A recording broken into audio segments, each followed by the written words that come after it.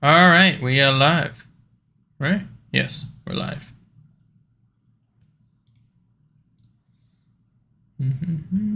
Should be good.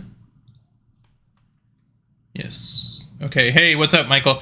Can you guys hear me loud and clear? And then we will go ahead and begin this. What's going on pretty much in the market? Everyone can hear me? We're good? Ready? Okay. Thanks, John. All right. So I'll do a quick little recap of pretty much the weekend noise that we saw, the bearish engulfing, the Thursday trade, everything, and then we'll kind of push into whether I think the market is rebounding, Iran news, blah, blah, blah, and then we can kind of figure out what exactly is the plan moving forward. So starting off, let's just do a quick little recap. Now, we were pretty much trading below our exponential moving averages. We were not looking for any long opportunities because very simple. If we're below these yellow and white lines, we are not looking for longs, right? And of course, the main levels that were at play was 102K. And this was just simple price analysis from my end. I noticed that, of course, you can see that when Bitcoin originally lost its 103 region, the wick was at 100.4. I knew that that wick would most likely end up happening if the 102 region is gone. Why is that important? The 102K region, if you look from previous price here, 1, 2, 3, 4, 5, 6, 7, 8, 9 tests around this region. So when that level structure ends up breaking, look at this wick here, right? So you notice that as soon as 102K broke, we wicked down to 100.4. Now, I think a lot of folks were shocked at the fact that we lost the 100.4K region, right? So that's why I always tell you guys, we want to be directional traders. What that means is we don't want to be catching longs on a drop. We actually want to be shorting into the support levels, because best case scenario, we end up seeing a large drop formation and we can make a ton of money. Now, of course, with the news today, we saw a beautiful wick towards the downside. This is not something that I was interested in trading, and the reason for that is because it was news based. We saw quite a bit of chopping opportunity, and right now we can see that Bitcoin and Ethereum both are squeezing, right? We're seeing a beautiful squeeze on both of them, but this is where things become dangerous. You don't necessarily want to be entering long positions unless, of course, rule number 1, we break above the EMAs, which you can see has been done. But rule number 2 is a retest as support, and that's going to be our confirmation. We want to see a break and retest as support, and then we have this beautiful V-shaped formation to play out. We have a lot of trading opportunities, and I think this is where pretty much most folks get in that panic situation, right? They'll see the current green candle and be like, oh my God, I'm going to miss out on all these gains. We still have to understand that Bitcoin truly is still in a downtrend. You can see it's still pushing towards the downside. Unless, of course, the 105K region is broken, then we can start talking elsewhere. Now, just looking at it from a macro environment, just excluding charts for a second, we have to understand that Bitcoin was trading at 110.4 and then Israel attacked, right? Then we saw the major downside movements of war. That's when the original news article came out, and that's what caused this massive panic. Now, if tensions, of course, do become eased, I don't think a lot of folks are ready for what will happen, because the current whole moveset is the war in the Middle East. It's obviously technical analysis has a play here, but there's a lot of noise. There's a ton of noise in the current move. And that's why me personally, to trade news or noise, all you really have to do is simply wait for the lines to play out. And I want to talk about Ethereum because this was very important. I told you guys on Ethereum that, hey, if we end up losing 2,300, we will most likely see a drop down to 2122. How did I know? And this was very simple. And this is why I teach you guys so much. And I want you guys to get into the habit of looking at previous price analysis. Look at the capitulation that happened on Ethereum when we broke the 2,900. Does that look at the exact dollar? The exact dollar Ethereum bounced at. It was 2122.67. We cannot ignore that level. You never ignore a wick like that. If you ever see that in any chart, a drop that big, you always draw a line at that support, because that will tell you that, hey, there are buyers waiting at that level. And you can see Ethereum hit 2122 perfectly, and look, it bounced off the green candle, right? We saw a strong bullish pressure coming to the market. What happened next? We were waiting for the exponential moving averages, right? We saw, again, I said EMAs will most likely be tested. We tested, and then the point was the conversation was to wait. It was not a trade zone today. It was a wait zone today. You can see because we rejected, news came out, we saw a breakout. And again, a lot of folks that entered shorts here, they got liquidated here. And this is why I tell you guys, when you're trading between the EMAs, you never trade between those zones. That is the point. You never want to trade between the exponential moving averages. You are much better simply waiting on your hands, getting that trade confirmation, and then entering the trade. And just from a psychological standpoint, you guys need to understand, if I said, hey, 2122 is a daily wick, does it really make sense to continue shorting? Right? You guys need to understand that if 98K Bitcoin and 2122 Ethereum were bought like at least daily wicks, and we've already cascaded from 110K Bitcoin, does it really make sense to continue shorting over and over? No, right? It doesn't. That becomes a greed and psychological point. And I think a lot of people get unit bias from that, where they will continue shorting over and over and over. All you need to do is pay attention to the EMAs. The market will tell you what it's doing. The EMAs from all the way up from 2,500 down to 2,100 were simply just being bounced, right? We kept rejecting off this resistance. All we knew was to look for shorting positions. Once the 2122 level hit, that's when you stop. That's when you control yourself. You sit down and you say, okay, I'm done. I'm going to wait and see what happens next. Yes, if 2122 ended up breaking, we can consider a larger drop, right? It's the same thing. You see these wicks. I said, hey, if we end up losing 2122, what can happen? Now, this is where things get interesting, okay? I want everyone to pay attention. Look what happened to Ethereum the last time we ended up on 2122. Everyone pay attention here. Ethereum hit 2122. We saw a bounce into 2500. And then, of course, that was the fake out. Ethereum continued its downward spiral. Does this mean that this is now the bottom for Ethereum? We don't know that, right? Because again, from the previous price here, we saw a massive pump into 2,500 and then the continuation towards the downside. But guess what? When Ethereum ended up hitting 2122 again with all of these longs, that's when we saw the capitulation to the $1,900 Ethereum. And that's the move we want to see. That's the move you want to play. Until then, there's no reason to look for shorting opportunities until we get the confirmation, right? Think of it like a floor. The more times, right? So like think of it like a feather flow and you have a hippo. Every time that hippo is going to hit that floor, right? It's going to get weaker and weaker and weaker. Now, let's say that hippo has a trampoline and he comes really fast towards the downside. I know the analogy sucks, but you get the point.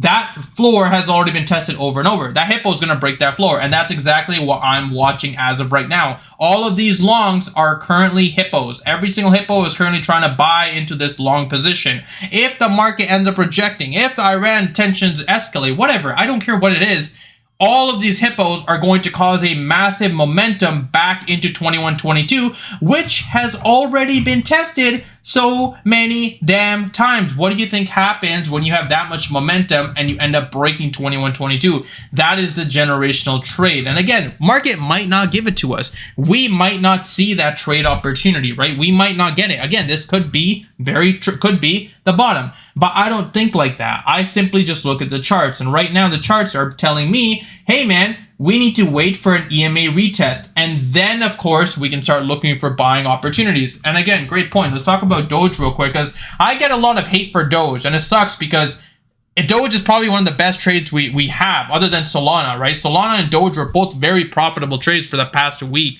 And I get a lot of hate for this, but I said at 0.168, if Doge ends up breaking support, 0.149 is going to play out. And you can see it ended up playing out perfectly. It hit 0.149. We actually broke 0.149 and bounced off 0.142. And now we're seeing bulls come into the market again. And just looking at it from a technical perspective, Doge looks good, right? And the reason for that is the daily level was tested. Now we bounced off the previous support. So we bounced into that zone. And of course, now we're bouncing on the EMAs. It's a confirmation for me when we actually use this level as support. And if I were to look at it from this trade perspective, where would my trade be? My trade simply, if we're just looking from a trading perspective, my trade would be right there. A break above 0.164, and I'm looking for a long into 0.172. It's going to be a V-shaped formation, so that would be my confirmation. Of course, I will update that in Telegram for you guys too, but that's how I think, right? Because now all of this noise, all of this garbage that's happening in between here, I'm not trading. I'm just going to wait and see, hey, EMA bounce, cool. We're getting momentum, cool. Wait for the break, enter the trade. I'll play the long from here to here.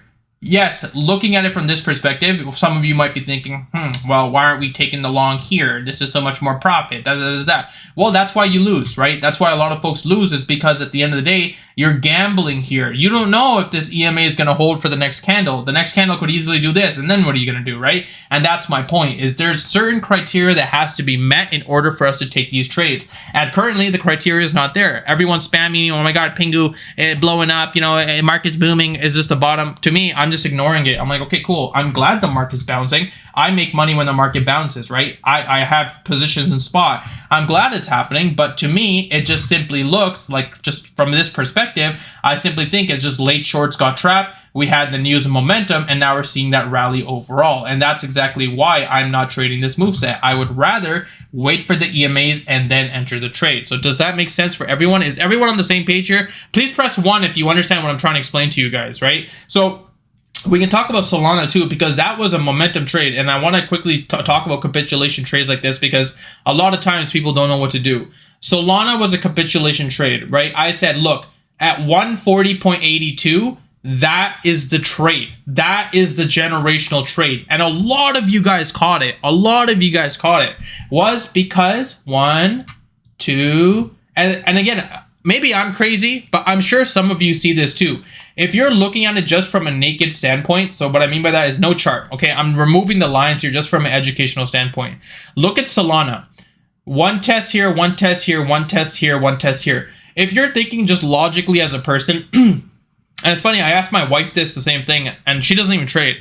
And I said, what do you think about this chart? Do you think it's going up or down? She's like, down, right? Because just from a naked eye, why is a market continuing to test 140? Why does it keep coming down? If the bulls really wanted to, they could easily break above, right? They could easily start pushing, like this leg right here. That should have been it. That should have been Solana's new all-time high. We should have just seen a massive rally from there. Why did we end up trading 140 again? And then again, and then again. And that to me was telling me, okay, I think this is a fake out, and I think the bears are going to take control, and we're going to see a capitulation candle. What happened next? Solana ended up literally breaking 140, and I said we're going to end up hitting 134. We hit 140.82. As soon as it hit it, we shorted, because again, the momentum was there for us, right? We already entered the trade, like we've already seen the trade hit multiple times. We knew that this wasn't going to be a fake out. We knew that, hey, the chance of a break is a lot higher, because this is now the third test opportunity. On the third test, the momentum is great, right? The same thing. Think of the hippo analogy. The hippo has already hit the floor multiple times. The hippo is now ready to take all of these longs with him to death. And that's exactly what happened. The hippo hit the floor at 140.82, and we saw a massive capitulation down to 126. And now, speaking about the 126 level, I said, look, if it ends up breaking 126 or 126, we are looking for further continuation towards the downside. Yes, but it was also on weekend volume, and I kept telling you guys, don't be greedy, don't be greedy. The whole weekend I kept saying, don't be greedy, don't be greedy, was because Monday is usually the overall move set. And again, that's why now we're starting to see a rally in the market, right? And this was the official move. Weekend is just noise, but we luckily caught our trade from 140 down to 134 on a weekday. So that's pretty much why Solana and everything is playing out as it is, because again, right now there's a lot of noise in the market and a lot of folks are panicking. But guys, the point is, zoom out of the chart. I promise you guys, like we've had such an amazing week in terms of trading and in Telegram, an amazing week. And the reason is because we were patient. You guys noticed that this whole time up here, I didn't send a trade. Dude, think of 2 weeks ago. I barely talked in the chat. I didn't send anything this whole chop. But what happened once we broke? It was like trade after trade after trade after trade. You guys saw multiple trades coming in from me, and I said, short. And a lot of you guys made a lot of money. And again, I'm telling you the same thing. Wait for the EMAs to play. We're not going to get confirmation until later tonight in Asia hours. If we get the candle close, you can see candle closes in 3 hours and 2 minutes. But then the next candle has to play out. Once that candle closes, so probably around 1 a.m. Eastern, then we have a possible trade. And again, I will probably be up charting for you guys, and I'll tell you, hey, I think this is going to happen. So I'm sitting here spoon feeding you guys every single trade and every single idea. There's no reason for you to over trade. There is absolutely no reason for you guys to be over trading. And what I mean by over trading is, let's say you make money on Ethereum on a long position. Don't just keep entering long positions because you're like, okay, yeah, it's going to keep going up. It's going to keep going up. And that's how you get burned. And again, I've talked about this many times before. Let's say you enter a trade position on Ethereum, right? You wanted to play the 20 EMAs. And again, I said this morning, it's going to test the EMAs. You could have traded it if you wanted to. Me personally, I don't like to. I just, I was busy today. I was doing my thing. But if you wanted to, you could have. And I just want to quickly explain this before we end off here. If you wanted to enter a long position on Ethereum for the EMAs, because you're like Pingu said, the EMAs are going to be tested, so they will probably be tested, then you could have entered a position. But the point of the conversation is, as soon as you hit the EMA, you close the trade, because the direction is to the EMA, right? We know that it's going to hit the EMA. What happens after the EMA, we don't know. And this is where things get confusing. This is where a lot of people get confused. Once it hits the EMA, you're done. That was your trade. After that, let the market do its thing. Once the market decides, then go ahead and re-enter a trade. That does not mean, okay, it hit the EMA. Okay, I was going to hit the EMA again. Okay, I'm going to hit the EMA again. You get the point? Like, you don't want to be that person that keeps entering the same rule 3 times, because guess what? More than likely, you are going to get caught. And again, that's what happened here. A lot of traders in between this zone got caught. This was a guaranteed EMA test. This was not guaranteed. Now, this break is why we're being patient. Wait, retest, long profit. That's it. I will tell you, I will tell you myself, guys, it's time. Until then, there's no time. Sit on your hands, do something, go outside, touch grass. I don't care. Stop looking at the charts and staring at them and think something magical is going to happen for you. Realistically, when I tell you, hey guys, green light, go do whatever you want, green light. But I even texted the whale chat, and I texted today in the main chat too, and I said, yo, no trading. Why? Because the current moves were based on news. It was not based on technicals. It was based on news. And that's something you don't want to do, is trade news, mostly war. Don't bother, because that's when you lose. Nothing makes sense, right? A lot of people were like, they just got attacked and the market's pumping. Yeah, because it doesn't need to make sense. The market doesn't care about your feelings. At the end of the day, the market's going to do what the market does. Your job is to wait patiently, execute when you have proper positions. Anyways, that's it for me, guys. Thank you so much for coming. This session was recorded. The Telegram channel is absolutely free. I just linked it in the chat again if you want to join. Guys, I keep telling you guys this over and over, and I just quickly want to mention it again. We are partnered with Blowfin, right? They give us that campaign and everything, and we get the monthly rewards. There's a lot of you guys that are missing out on a lot of money. Seriously, you are. Because at the end of the day, in terms of volume, that is a lot of money that they give us just to trade on their platform. The fees are lower, so again, it's totally up to you if you want to join. I don't care. Do whatever you want. But my job is, again, to teach you the trades. I don't have a VIP channel. I don't have anything like that. All I have is a free channel for anyone that wants to join. And I hope you guys kill it. We usually are, but right now, just listen to what I say and just wait. Okay? Everyone good? Yeah, I think we're good. If you have any questions, just DM me, okay? Anyone on Telegram, just message me. I always respond whenever I can.